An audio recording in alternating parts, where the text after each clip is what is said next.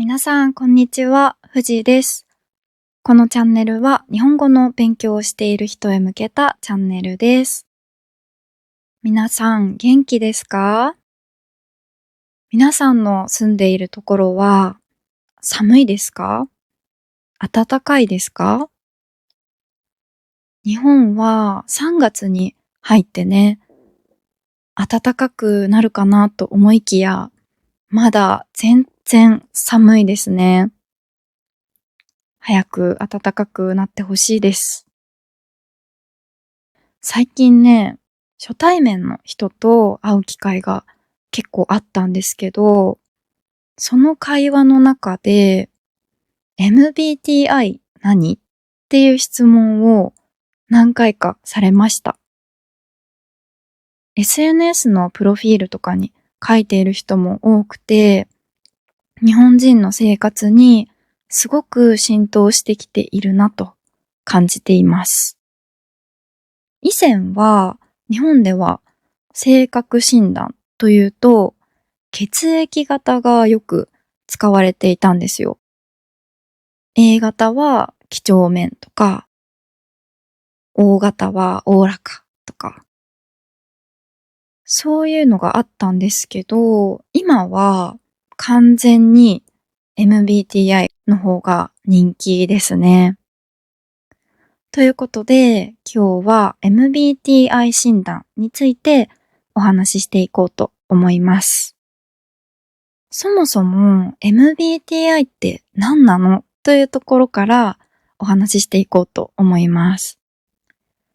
MBTI 診断は人の性格を4つの軸で測る性格診断です。まず1つ目の軸は E 外向型と I 内向型です。これはエネルギーをどこから得ているかの違いです。外向きの E は人と話したり、外の世界に関わることで充電する。対して I は一人の時間でエネルギーを回復します。例えると、大人数のパーティーが好きか、家で一人で読書するのが好きか、みたいな感じですかね。二つ目は S 感覚型と N 直感型です。これは情報の受け取り方です。S は目に見える事実や経験を重視する現実派。N は裏にある意味、未来の可能性を読み取ろうとする理想派です。S はこの間こういうことがあったんだよねという話題。N はもし世界がこうだったらどうなると思う？みたいな話題が好きなようです。三つ目は T 思考型と F 感情型です。これは判断の基準です。T は論理的な正しさを優先して、F は感情を優先します。例えば、友達に最近仕事がうまくいっていないと相談されたとき、T の人は具体的に何が問題なのか整理してみよう。みたいな感じで解決策を提案します。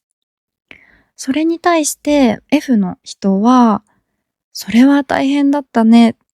よく頑張っているよ。と相手の気持ちに寄り添う傾向があるそうです。そして4つ目は J 計画型と P 探索型です。J は計画的で物事を早く決着させたいタイプ。P は柔軟で状況に合わせて変化を楽しみたいタイプです。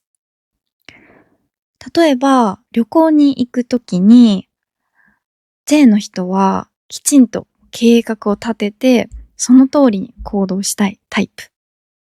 P の人は計画をあまり立てずに、その場でやりたいことをしたり、臨機応変に楽しめるタイプって感じだと思います。この4つの組み合わせで16種類に分けられます。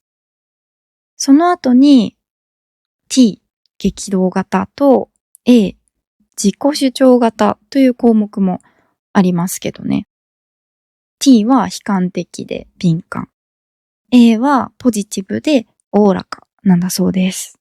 本当に数年前ぐらいから日本では流行っていて、私と同世代の人、私より若い人は多分ほぼ全員やったことがあると思います。上の世代の人はやったことがない人もいるかと思います。韓国とかだと就職活動の時に聞かれるという噂を聞いたことがあるんですが、本当なんでしょうか？韓国の方教えてください。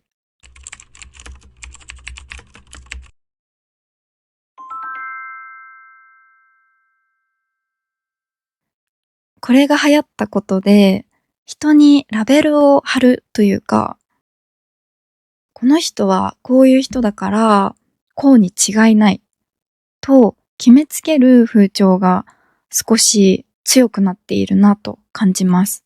例えると、初対面で MBTI を聞いたときに、私と相性の悪い MBTI だから関わるのやめとこみたいになってしまうみたいなね。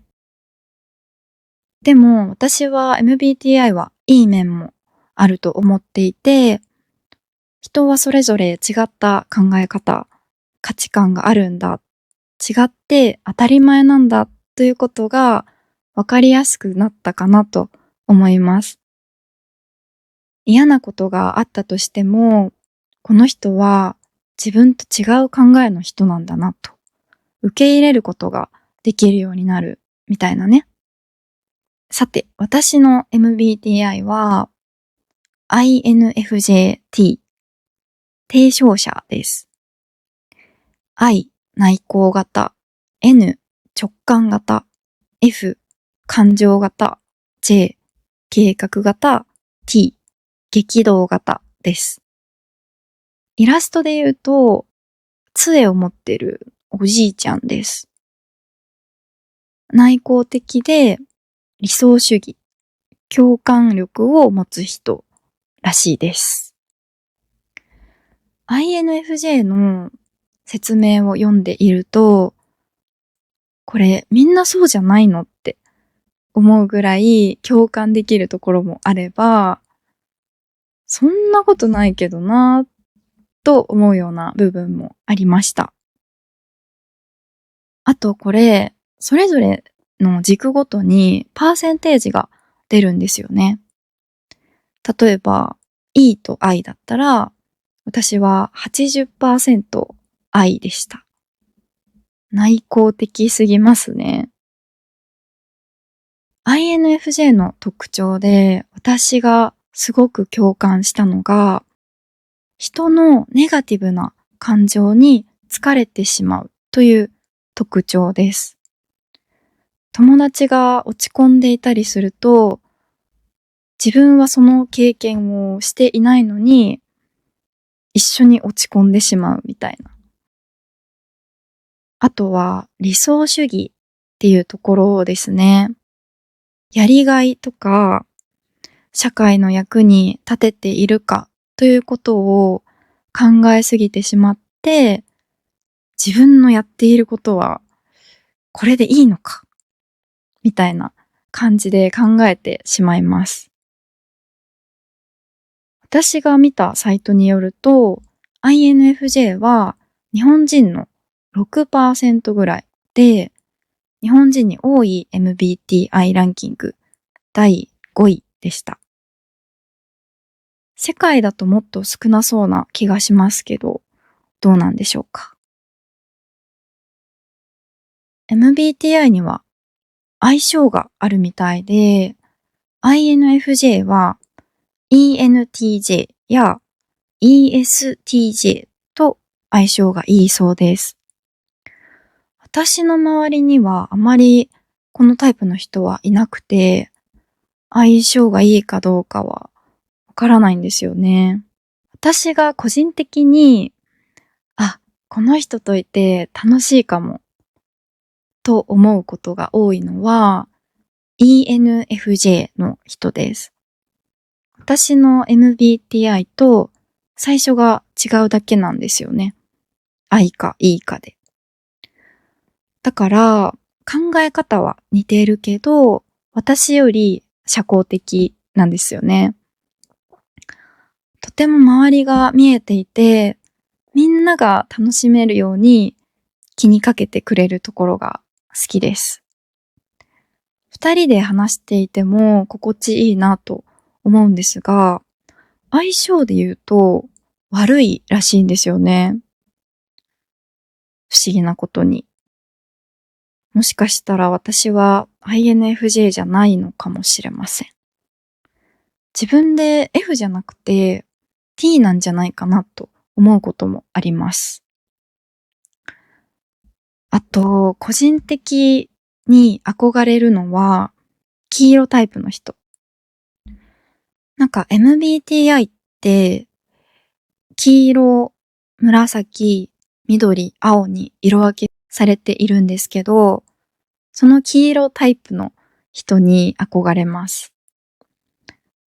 特に ESFP とか ESTP の人は大胆で面白いし、ああいう風に生きられたらなぁと思うことがよくあります。でも私には私の良さがあると信じているので、自信を持って生きていこうと思います。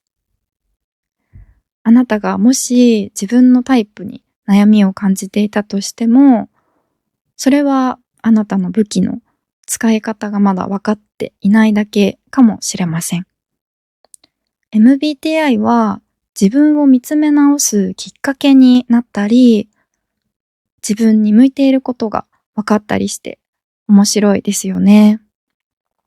はい。ということで今日は MBTI 診断についてお話ししました。いかがでしたでしょうか？皆さんの国では MBTI は流行っていますか？ここまで長々と MBTI についてお話ししてきましたが、人間16種類に綺麗に分けられるわけないですから、同じ MBTI でも性格の違いはあるだろうし、MBTI にとらわれすぎないのがいいかもしれないですね。ということで、本日は以上になります。最後まで聞いてくださってありがとうございました。また次のエピソードでお会いできたら嬉しいです。よろしければチャンネル登録お願いします。